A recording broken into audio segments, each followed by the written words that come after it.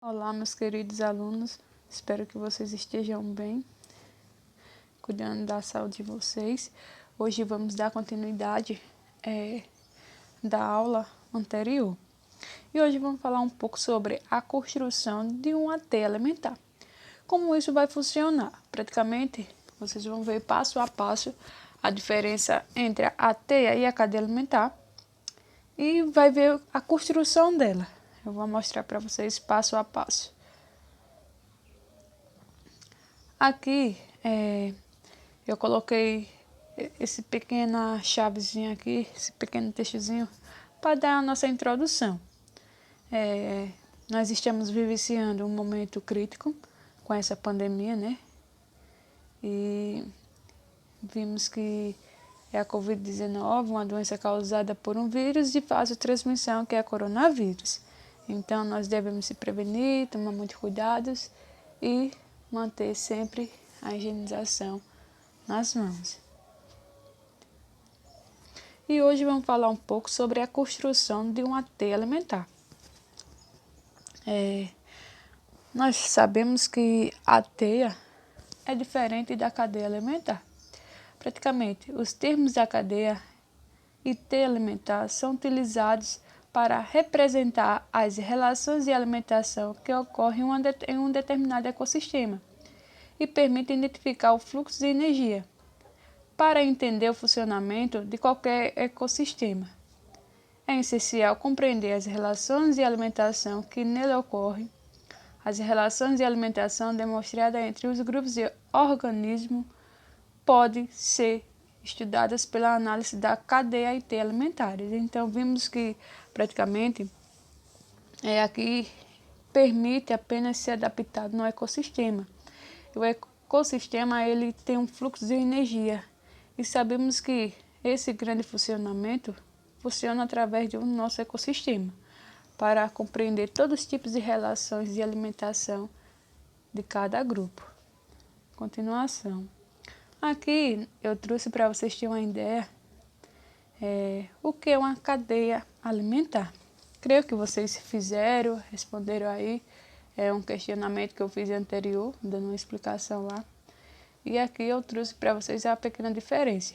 As cadeias alimentares podem ser definidas como as relações de alimentação existentes entre os seres vivos de um ecossistema. Ela mostra de maneira unidirecional como a energia dos nutrientes flui entre os seres vivos de uma determinada área. Então, vimos que aqui a cadeia alimentar, praticamente, ela são entre os seres vivos de um ecossistema. Demonstra que, praticamente, cada um deles pode ter uma relação alimentar para se alimentar. Então, temos aqui o sol, né, que faz com que realize a fotossíntese, depois realiza praticamente as plantas, aí que é produtor. Temos o gafanhoto aí, que é um animal consumidor primário, que ele se alimenta da planta. Temos um pássaro, que ele é o consumidor secundário, que é o segundo que está se alimentando praticamente do primeiro consumidor. E terceiro, que é a serpente, que é a cobra, ela que se alimenta do pássaro. E por final temos o quaternário, que é o quaternário consumidor. Então, eles se representam dessa forma, dessa cadeia. Aqui eu trouxe outra figura para vocês terem uma ideia, que é a planta, que é o pasto. Praticamente o animal boi se alimenta do pasto e nós se alimentamos da carne. Então, praticamente, essa é uma forma de uma cadeia alimentar. Continuação. Aqui eu trouxe para vocês demonstrar praticamente os seres vivos de uma cadeia alimentar podem ser classificados em 3 níveis básicos, denominados de níveis tróficos. Aí eu trouxe para vocês passo a passo para vocês entenderem. Trouxe aí os produtores, né, que são os primeiros, que são as plantas. Praticamente é uma energia dispensada nos diferentes níveis tróficos, que é considerada sendo produtor. Então, a energia, ela que vai gerar o produtor, que já vem do sol. Então, vimos que os produtores, organismos produtores, correspondem aos primeiros níveis tróficos em qualquer cadeia alimentar analisada. Então, para você ter uma ideia, você pode analisar aí que já temos o Sol fornece a energia fornece o produtor, que é as plantas. Então, nesse sentido, nós sabemos que nele se encontram os seres capazes de produzir seu próprio alimento, ou seja, o organismo autotrófico. É importante destacar que nesse grupo são encontrados organismos fotossintéticos, que são apenas organismos de fotossíntese, que faz com que ele também seja considerado para se defender praticamente a esses produtores. Então, nós podemos citar as plantas e algumas bactérias, que também elas podem ser consideradas nesse organismo. Então, vimos que esses produtores é uma forma que são em destaques, que se destaca nesse grupo, onde são encontrados praticamente nesses organismos. Então, eles são denominados nesses níveis tróficos. Níveis, além de ser básicos, também são níveis tróficos. Então, trouxe para vocês aí, temos o Sol, a energia, o produtor, temos o consumidor primário, né? Que ele vai se alimentar da planta. Temos o consumidor secundário, aquele que vai se alimentar da outra espécie. E depois os decompositores, que representam apenas as bactérias. Então, isso vimos que funciona passo a passo nesse estilo. Então, para vocês ficar um pouco mais conectado com essa diferença. Aqui eu trouxe para vocês terem uma ideia sobre os pequenos consumidores. Eles os que também fazem parte dos produtores, eles que conseguem também se alimentar. Então, vimos que são organismos incapazes de produzir seu próprio alimento. Ou seja, organismo heterotrófico, os consumidores são classificados como primários quando se alimenta dos produtores, de secundários quando se alimenta dos primários e de terciário quando se alimenta dos secundários. Então, vocês podem ver que um pequeno consumidor terciário, ele vai se alimentar do consumidor secundário. Então, isso é a importância que salienta praticamente que não existem as cadeias com muitos níveis tróficos, pois a cada nível perde a energia e a sua matéria. Então, vimos aí um pequeno exemplo, né, que temos o produtor, o consumidor primário, o consumidor secundário, o consumidor terciário, o decompositor, que são os fungos. Nesse pequeno exemplo, eu trouxe para vocês aí os decompositores. Então, ele se engloba o organismo que faz a decomposição, processo essencial para a reciclagem da matéria orgânica. Nesse processo, os nutrientes tornam-se disponíveis novamente no ambiente. Praticamente, esses decompositores, ele faz parte dessa pequena cadeia alimentar, desse pequeno esquemazinho que está aí, vocês estão vendo. Normalmente não são representados como nesse processo os nutrientes. Então, eles são sempre disponíveis.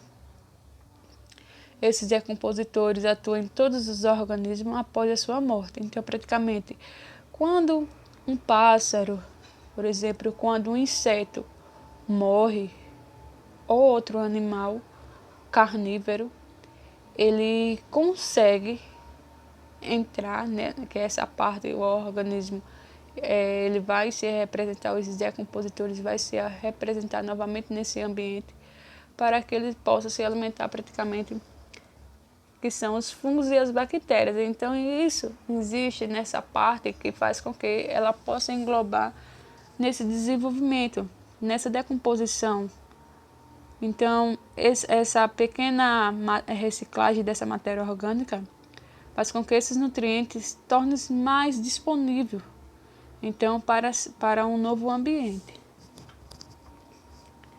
Temos aí um exemplo das plantas, insetos, pássaros e, no final, os fungos e bactérias que se alimentam, que são os decompositores. Aqui eu trouxe para vocês o que é uma teia alimentar. Então, a teia alimentar mostra as relações alimentares entre os organismos de um dado ecossistema, mas não de uma forma interacional. Então, as teias são formadas por várias cadeias alimentares que cruzam, demonstrando assim que o dado organismo pode ser diferentemente em hábitos alimentares e, consequentemente, ocupa mais os níveis tróficos em um ecossistema. Então, vimos aí que a teia é um pouquinho diferente da cadeia, mas praticamente são relações alimentares que são formadas, então são hábitos diferentes. Então vimos que aí temos a planta. Quem pode se alimentar da planta? Tem três, como vocês estão vendo aí nessa imagem, né? Vocês estão vendo aí a planta, estão vendo aí as setinhas indicando o gafanhoto, o coelho e tem o rato. Então, esses três são os primeiros que podem se alimentar praticamente da planta. Então, geralmente, nenhum aqui, vocês estão vendo, nenhuma setinha pode se alimentar aqui do coelho. Então, temos aí quem se alimenta do coelho, do rato. Temos a cobra, pode se alimentar tanto do rato quanto do gafanhoto. Quem pode, ou que está lá em cima de um pé de pau, que é um pássaro. Então, o pássaro também pode, a cobra pode também se alimentar do pássaro. E a pequena raposa também pode se alimentar justamente do pássaro. Então, isso é uma forma que é diferenciado a esse nível trófico que ocupa nesse nosso ecossistema. Então, temos aqui a forma, o que representa um melhor ecossistema, uma cadeia ou uma teia alimentar, que representa a melhor parte do nosso ecossistema. Então, vimos que, como dito anteriormente, a cadeia representa o fluxo unidirecional. Então, ela tem a capacidade de fornecer energias e nutrientes, o que representa apenas a parte de uma relação de um ecossistema. Como vimos que ela tem um organismo, muitas vezes apresenta diferentes hábitos alimentares. A teia representa a melhor parte do ecossistema, que ela consegue se alimentar de várias formas, de vários animais. Então, nós temos aí um urso se alimentando apenas de um peixe. Então, praticamente, ela representa a melhor parte do nosso ecossistema, né? Que faz com que se desenvolver. Então, nessa pergunta aí, o que representa melhor um ecossistema, uma cadeia ou uma teia? Então, o que mais representa melhor é a teia alimentar. Obrigado pela participação. Qualquer dúvida, assiste o videozinho de novo, me pergunte e vamos dar continuação à nossa aula.